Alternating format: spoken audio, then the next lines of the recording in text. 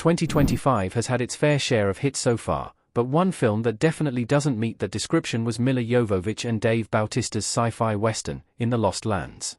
Despite being based on a short story by acclaimed author George R.R. Martin, the film didn't manage to make much of a splash, as In the Lost Lands' review scores were only made worse by the movie's extremely poor box office.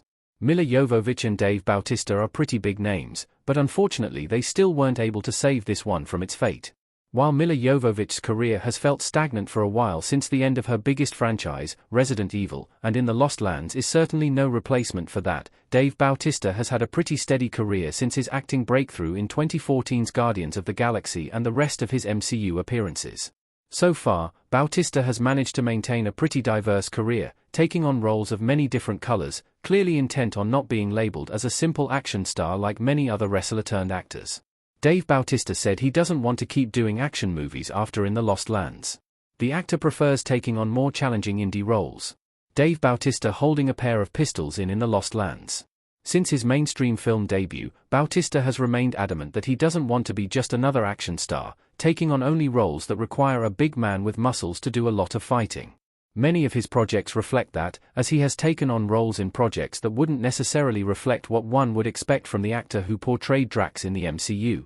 In a recent interview with Polygon, Bautista clarified his stance, speaking about the kinds of roles he chooses and why. He later went on to say that, while he is more willing to do action movies these days, evidenced by his more recent streak of projects, he is much more interested in independent cinema and taking on more challenging roles than most of the big action properties of the modern day would allow for.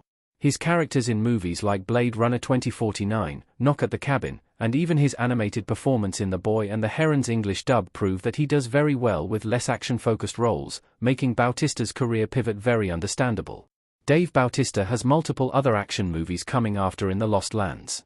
His next few projects are heavily focused on the action genre. Dave Bautista in the Lost Lands.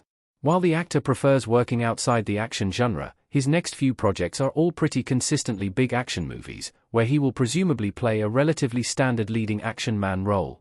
The movies in question are The Wrecking Crew, a buddy cop film with Jason Momoa, Afterburn, a sci-fi post-apocalyptic action flick, Trap House, an action thriller, and Dreadnought, another post-apocalyptic movie, produced by Thunder Road Films, who have had a hand in the John Wick franchise since its inception. Clearly, the actor is at a very action-focused time in his career right now, with the My Spy movies, The Killer's Game, and In the Lost Lands are some of Bautista's most recent work, which is seemingly going to continue.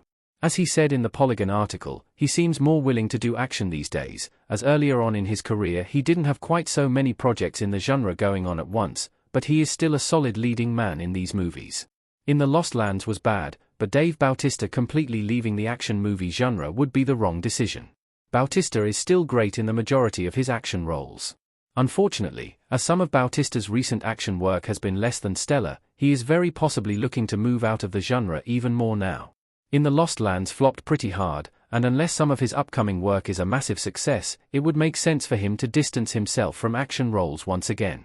While this would be a fair enough decision, it would also be sad to see, because, when he is in the right project, Bautista can really shine in a more action-heavy role. The failure of In the Lost Lands likely stings quite a bit, but some of Bautista's best work was in his action movies.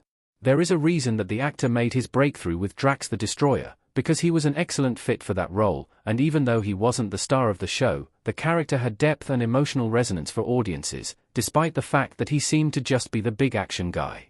In the Lost Lands may have been a miss, but it shouldn't be Bautista's last major action attempt.